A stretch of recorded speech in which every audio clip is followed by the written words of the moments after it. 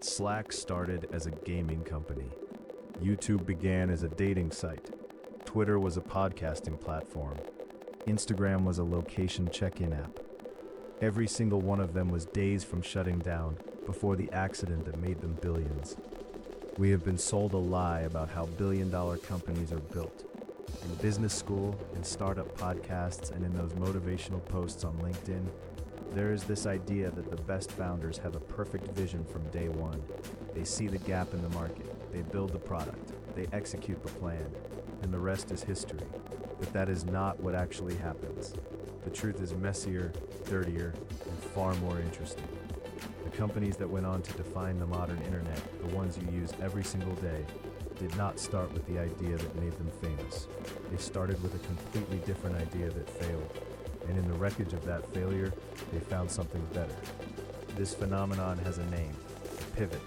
And once you understand how it actually works, not the sanitized version in press releases, but the raw, desperate, we are out of money in 3 months version, you will never look at a startup the same way again.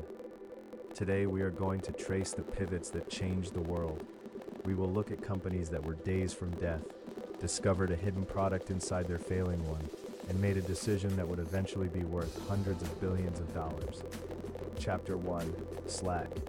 The workplace messaging tool, now worth over $26 billion, that almost everyone who works in an office uses today.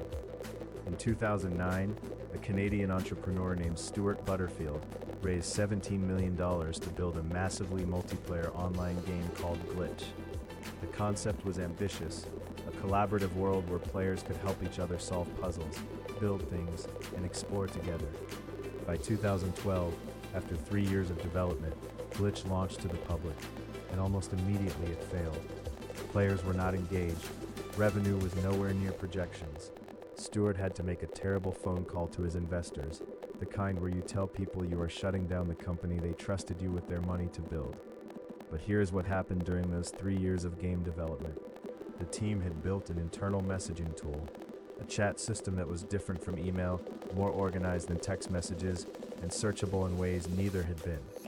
When Glitch failed, Stuart almost deleted it. Then someone said, "What if this is actually the product?" Within 6 months of launching as a standalone workplace tool, Slack had over 8,000 companies using it. Within a year, it was valued at over $1 billion. The game was worthless. The chat tool they built to build the game, that was worth everything. Chapter 2. You have heard that YouTube started as a dating site, but the story is even stranger than that. In early 2005, 3 former PayPal employees were frustrated.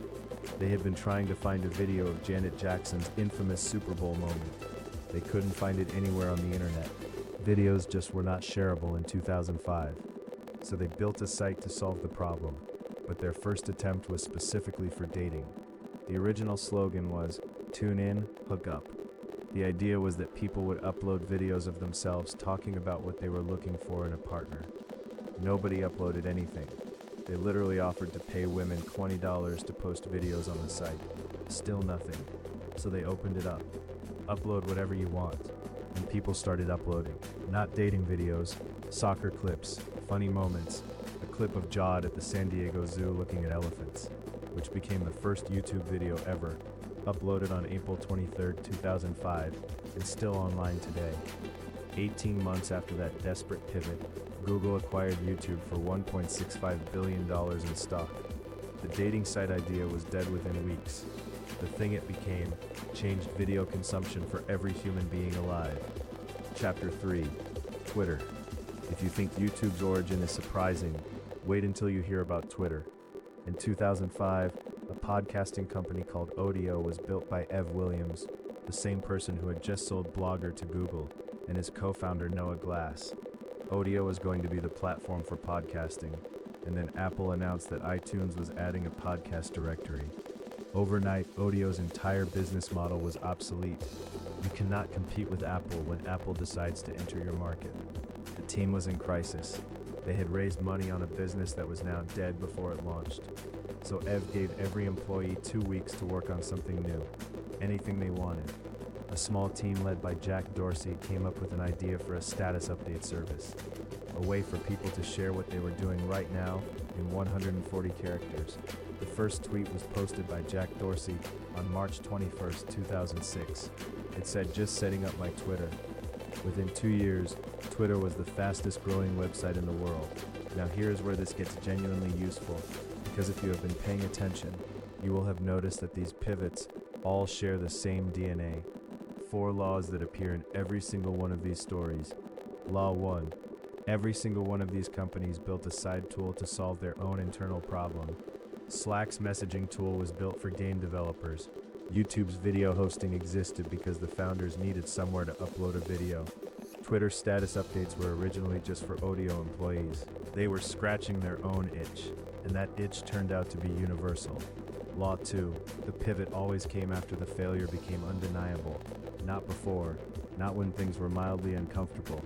After the investors had been called, after the team had shrunk, after the runway was down to 3 months. There is something about the pressure of actual failure that sharpens focus in a way that safety never can. Law 3. They almost did not do it. The pivots only happened because someone, one person usually, said wait. Stuart Butterfield almost deleted Slack. Jack Dorsey almost did not pitch the Twitter idea. In every case, the company was days from being shut down before someone had the courage to try one more thing. And Law 4, this is the lesson that matters most for you. The new idea never felt like $1 billion idea at the time. Twitter was described as a dumb idea. YouTube was a dating site nobody wanted. Slack was built by people grieving a failed game. The best ideas never look like the best ideas from the inside. So what does this mean if you are building something right now? Your current failure might be hiding your real product. Look at what you built on the way to failing. What internal tools did you create? What problems did you solve for yourself that you have never told anyone about? The pivot is not an admission of defeat. It is the moment you find your real company. Slack, YouTube, and Twitter are all stories of people who had the courage to say, this thing is not working, but this other thing might. If this gave you a new way to think about your own work, subscribe to Founder Fuel. We cover startup lessons like this every single week.